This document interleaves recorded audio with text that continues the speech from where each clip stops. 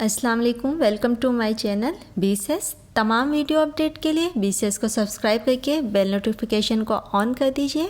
تو آئیے سنتے ہیں آج اس ویڈیو میں ایک پرسرار کہانی۔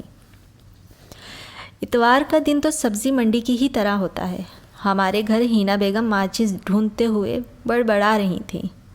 اللہ جانے کدھر رکھ دی گئی ہے ماچس۔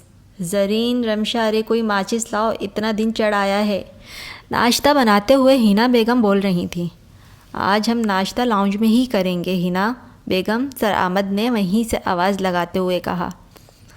بچے گند بہت ڈالتے ہیں، وہاں سب ٹیبل پر ہی آ جائیں نا، ساتھ ساتھ دیتی جاؤں گی۔ نہیں ہینا بیگم، آج ہم سب ایک ساتھ ہی ناشتہ کریں گے، کیونکہ میں ایک اہم بات کرنا چاہتا ہوں سب سے، اور میں چاہتا ہوں کہ سب کے تاثرات بھی جان سکوں۔ تو ناشتہ یہیں لے آئیے آپ۔ سرمد آغا، سمد آغا اور سلمان آغا تینوں بھائی ایک ہی گھر میں خوش اور خرم زندگی گزار رہے تھے۔ تینوں بھائیوں کے 3 بچے کے کل ملا کر 17 فیملی ممبر بنتے تھے۔ ناشتے کے دوران سرمد آغا نے ایک عجیب و غریب اعلان کر ڈالا۔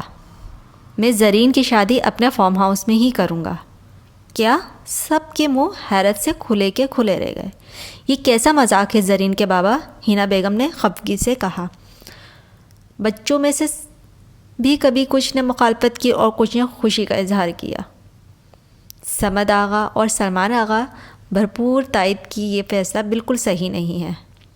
سعید اور ذیشان نے بھی خوشی کا اظہار کیا، جبکہ رمشا، عفت، رانی اور سائمہ نے خوب شور ڈالا۔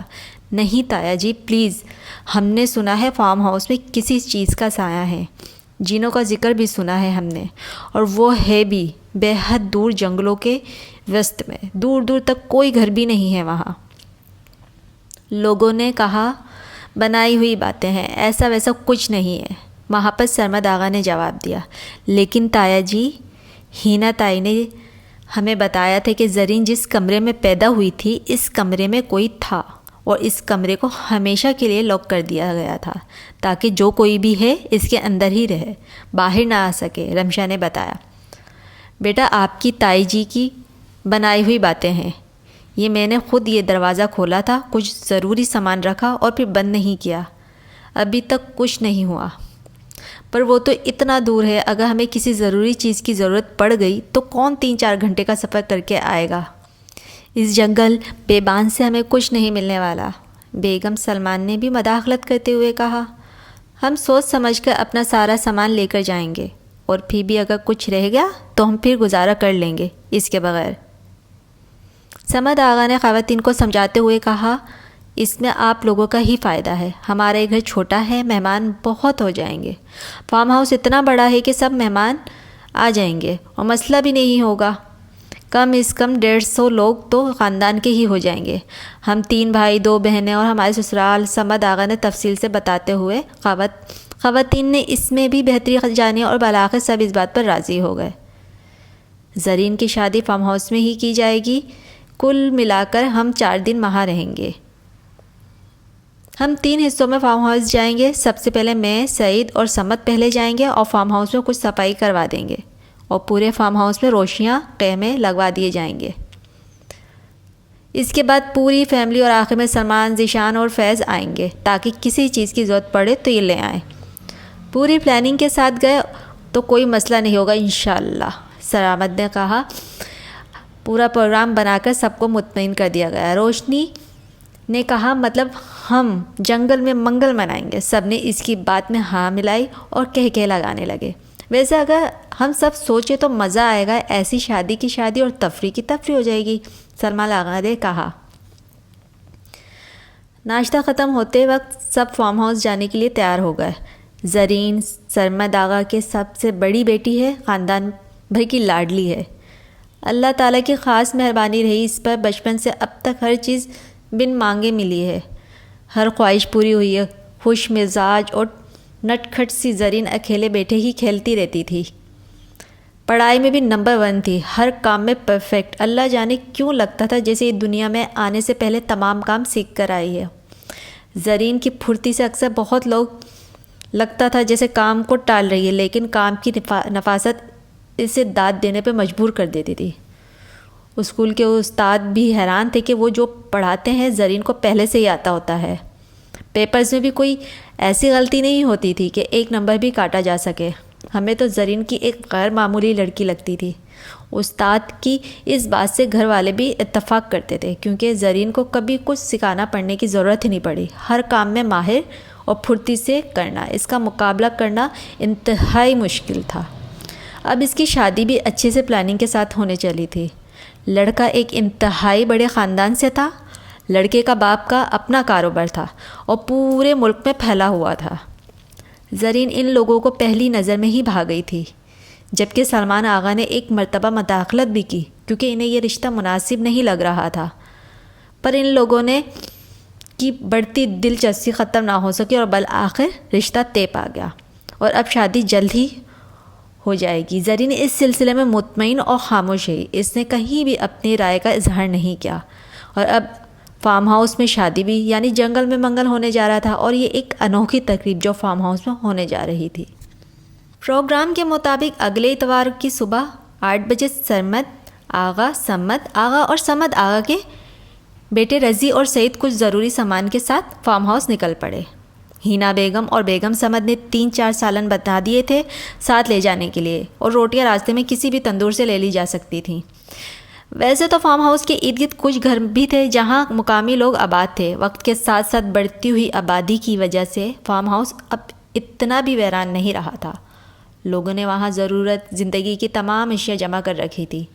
اندازہ تو یہی تھا کہ 12-1 بجے کے قریب وہاں پہنچ جائیں گے۔ موسم خاصا خوشگوار تھا، دھوپ جسم کو حرارت بخش رہی تھی، جس سے سفر خاصا خوشگوار لگنے لگا۔ فارم ہاؤس جانے والے راستے بھی صاف ستھرے اور سڑک کشادہ تھیں۔ فارم ہاؤس پہنچ کر کیا کیا کرنا ہے، اس موضوع پر چاروں باتیں کرتے ہوئے جا رہے تھے۔ تینوں بھائیوں کا مشترکہ فارم ہاؤس 6 کنال کے رقبے پر مشتمل تھا۔ اس میں عورتوں اور مردوں میں الگ الگ پورشن تھے، دونوں اطراف سے 12 کمرے، باتھ روم، جبکہ ان دونوں پوزیشن کا لاؤنج مشترکہ تھا۔ ملازمین کے لیے 3 کمرے الگ سائٹ پر بنائے گئے تھے۔ وہاں پہنچنے کے بعد تمام کمروں کی جھاڑ پوچھ صفائی کروانا، پھر پورے فارم ہاؤس میں بتیاں لگانا، بستر، کچن وغیرہ سب کا کام شامل تھے۔ گھر سے نکلے 1.5 گھنٹے ہو چلے تھے، اب کچھ بھوک کا احساس ہونے لگا تھا۔ راستے میں کسی ایک ہوٹل کے قریب گاڑی کھڑی کی، سعید نے روٹی لی اور گاڑی میں بیٹھتے بیٹھتے سب نے کھانا کھا لیا۔ کھانا کھانے کے فوراً بعد پھر اپنی منزل کی جانب گامزن ہو گئے۔ فارم ہاؤس ابھی کافی دور تھا اور وقت گزرنے کے لیے سعید نے پوچھا، تایا جی کیا واقعی اس کمرے میں کوئی کہانی ہے جہاں زرین پیدا ہوئی تھی؟ کچھ کہہ نہیں سکتا یار، 20 سال گزر گئے ہیں اس بات کو اب، پر اتنا ضرور ہوا تھا کہ زرین نے 15 دن کچھ کھایا نہیں تھا۔ پریشان کا عالم یہ تھا کہ ہم دونوں میاں بیوی بڑی مشکل سے 1-2 چمچ کھانا کھلاتے تو یہ الٹی کر دیتی تھی، اور اس کی الٹی میں مختلف چیزیں نکلتی تھی جو ہم نے پکائی ہی نہیں ہوتی تھی۔ 15 دن ایک بچہ کھائے پیے بغیر تو رہ ہی نہیں سکتا۔ ڈاکٹر کو دکھایا تو اس نے کہا بچی بالکل صحت مند ہے اور اس کا معدہ خوراک سے بھرا ہوا ہے، یعنی کوئی تھا جو اسے کھلاتا رہتا تھا، اور اکیلے بیٹھے کھیلتی رہتی تھی، ہنستی مسکراتی رہتی تھی۔ دن بہ دن اس کا رجحان ہماری طرف سے کم ہوتا جا رہا تھا۔ پھر ہم نے یہاں سے نکلنے کا سوچا، تب زرین غائب ہو گئی تھی، اور بہت ڈھونڈنے کے بعد معلوم ہوا کہ وہ یہیں اسی گھر میں ہے، لیکن ہماری نظروں سے اوجھل ہے۔ ایک اللہ والے نے مشورہ دیا تھا کہ زرین کے کمرے میں آئینے لگا دیں۔ جب ہم نے چاروں جانب آئینے لگائے، زرین ہمیں نظر آنا شروع ہو گئی، تب ہم اسے لے کر شہر منتقل ہو گئے۔ یہ سن کر رضی بھی خوفزدہ ہو گیا اور کہا کہ پھر تو آپ نے غلطی کر دی، یہاں شادی کا پروگرام رکھنا ہی نہیں چاہیے تھا۔ سرمد آقا نے ہنس کر کہا، یار اب تو کئی سال گزر گئے ہیں، وہ بات وہیں ختم ہو چکی تھی۔ فارم ہاؤس پہنچنے کے لیے 1 گھنٹہ اور درکار تھا۔ 3 گھنٹے باتوں اور سفر میں اچھے گزر گئے تھے، پتہ بھی نہیں چلا۔ تمام راستے بارونق رہا، گاڑیوں کی آمد و رفت رہی۔ اب جس سڑک پر پہنچے یہ سڑک بالکل فارم ہاؤس کے قریب تھی، یہاں دور دور تک کوئی گاڑی نظر نہیں آ رہی تھی۔ مقامی لوگ اکا دکا دکھائی دے رہے تھے اور کچھ عورتیں اپنے اپنے کاموں میں مصروف تھیں۔ سڑک کے دونوں اطراف میں کچھ کچے پکے مکان بھی موجود تھے، چند فاصلوں پہ چھوٹے موٹے کریانہ اسٹور بھی دکھائی دے رہے تھے۔ یہ سڑک بے شک سنسان تھی، لیکن بہت خوبصورت اور کشادہ تھی۔ رضی اور سعید کو کافی تسلی ہوئی کہ فارم ہاؤس کے اطراف خوبصورت اور کشادہ ہے۔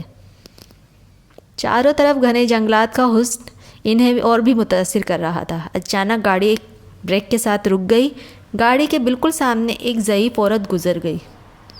سرمد آغا نے بریک لگائی تو عورت نظروں سے اوجھل ہو کر ان کے سائڈ پر شیشے پہ دستک دینے لگی۔ پیلے پیلے دانت نکالنے ہنستے ہوئے بولی، صاحب صدقہ تو دیتے جاؤ، اب تو آنا جانا بھی لگا رہے گا۔ سرمد آغا اور سمد نے جب اس کی طرف دیکھا تو حیران رہ گئے۔ اس سے پہلے کہ وہ کچھ صدقہ دیتے، اس عورت انتہائی غصے سے شیشے پہ ہاتھ مارا اور کہا، سنبھال کر رکھ اپنے پاس، تجھے کام آئیں گے، اور بھاگ گئی۔ رضی اور سعید کی نظریں کافی دور تک اس کا عورت کا پیچھا کرتی رہیں۔ ایک مقام پر وہ غائب ہو گئی۔ سمد، یاد کرو اس عورت کو اس سے پہلے کہاں دیکھا تھا ہم نے؟ سمد نے کہا، ہاں مجھے بھی یہی سوچ رہا ہوں کہ کہیں دیکھا ہے۔ دونوں نے ذہن پہ بہت زور ڈالا مگر بے سود رہے۔ رضی اور سعید بھی ان کی باتوں میں حصہ لینے لگے۔ ابھی اس کا ذکر ہو ہی رہا تھا کہ گاڑی ایک جھٹکے سے پھر رک گئی۔ سرمد آغا کی کوشش کے باوجود گاڑی سٹارٹ ہونے کا نام نہیں لے رہی تھی۔ رضی کو کافی معلومات تھی کہ گاڑی کی متعلق۔ اس نے بونٹ کھول کر چیک کیا، انجن بھی صحیح تھا، حالت میں تھا، بظاہر کوئی خرابی نظر نہیں آ رہی تھی۔ 1 گھنٹے کا راستہ طویل ہو کر اب کئی گھنٹوں میں بدل گیا تھا۔ شام کے 4 بجنے کو تھے اور گاڑی سٹارٹ ہونے کا نام نہیں لے رہی تھی۔ رضی، سعید اور سمد آغا نے گاڑی کو دھکا لگانے کی کوشش کی مگر بے سود رہے۔ چاروں تھک چکے تھے اور کچھ دیر ایک درخت کے نیچے آ کر بیٹھ گئے۔ اچانک ان کے سامنے سے وہی عورت گزری۔ اس کے دونوں طرف 2 چھوٹے چھوٹے بچے انگلی پکڑ کر جا رہے تھے۔ دونوں کے چہرے ڈھکے ہوئے تھے۔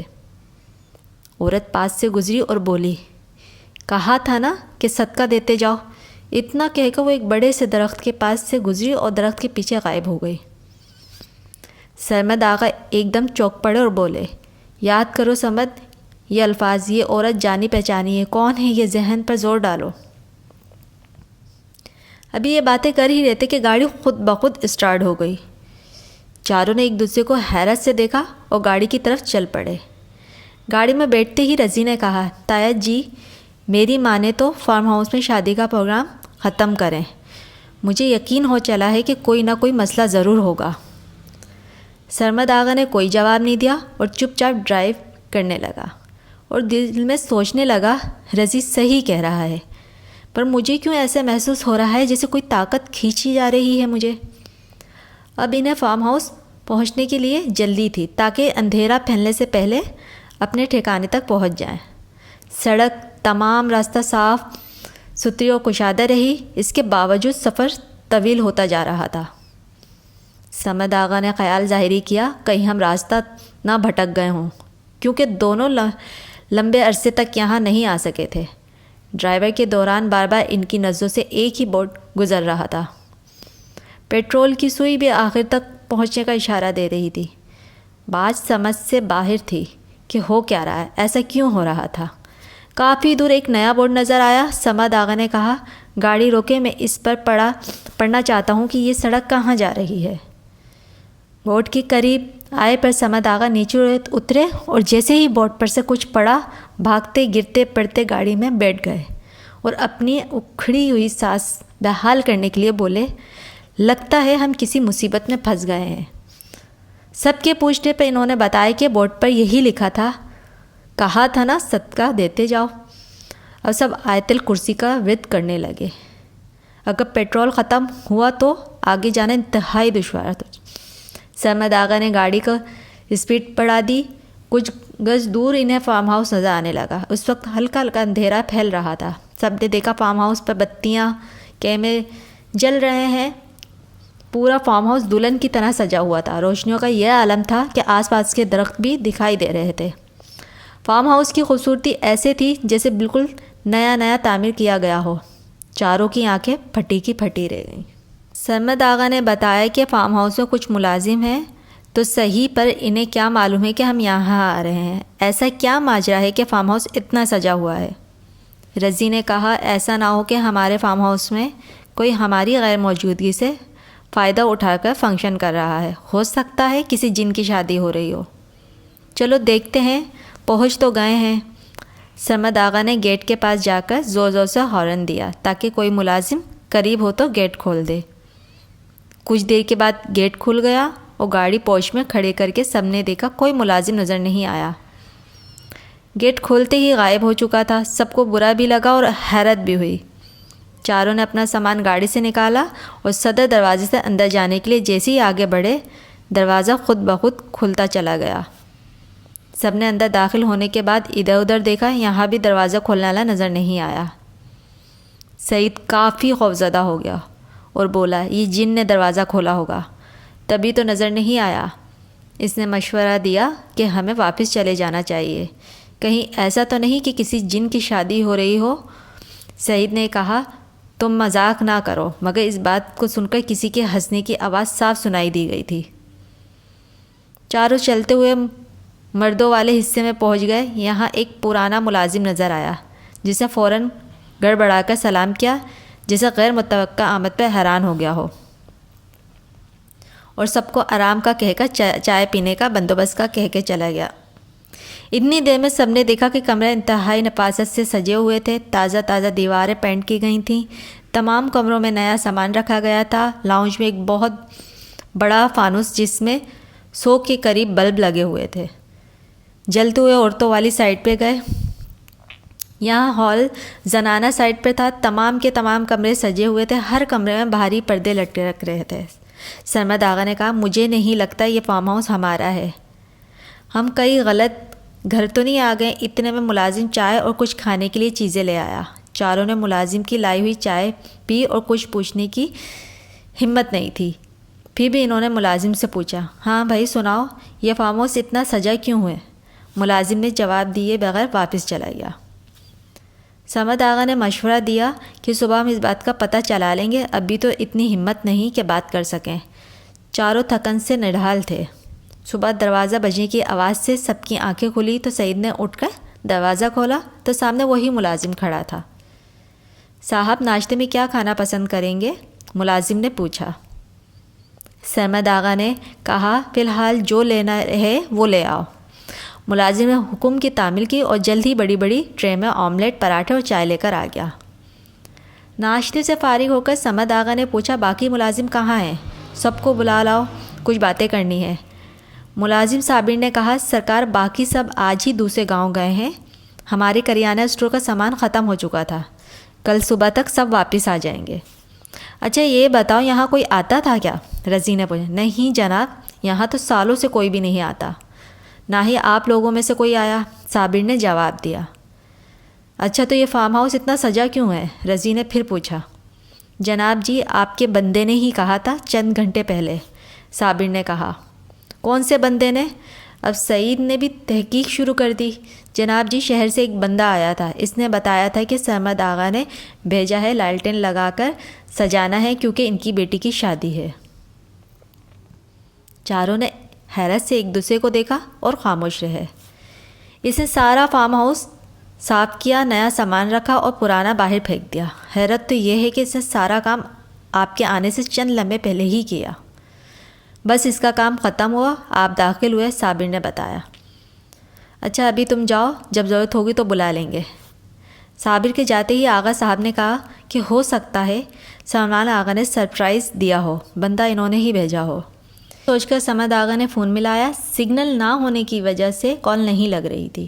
باری باری چاروں نے کوشش کی مگر بے سود ہو گئے۔ سرمد آغا نے سوچا پورے ہاؤس کا چکر لگا کر جائزہ لیا جائے کہ یہاں شادی کرنا مناسب بھی ہے یا نہیں۔ ہاؤس کے اندرونی حصہ کافی سنوارا گیا ہوا تھا۔ تھوڑی تھوڑی دیر بعد سب گھر فون کرتے رہے مگر وہی سگنل ایشو۔ ہاؤس کو حیرت انگیز طور پر سجایا گیا تھا، کافی زیادہ خرچہ کیا گیا تھا۔ سرمد آغا نے بغور جائزہ لینے کے بعد کہا، پر مجھے ایسا نہیں لگتا کہ سلمان آغا نے یہ سب کیا ہے۔ اندرونی جائزہ لینے کے بعد سب باہر نکل آئے۔ رضی اور سعید تیز تیز پورے حصے کو دیکھ لینا چاہتے تھے۔ صبح کی روشنی میں فارم ہاؤس کسی پیلس سے کم نہیں لگ رہا تھا۔ اب ان کا خوف بھی ختم ہو چکا تھا، بس ایک ہلکی سی بے چینی کہ اسے اتنا سجایا گا کب اور کیوں۔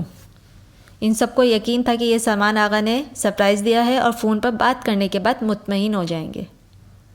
چلتے چلتے سعید اور رضی ہاؤس کے بالکل پچھلی سمت تک پہنچ گئے۔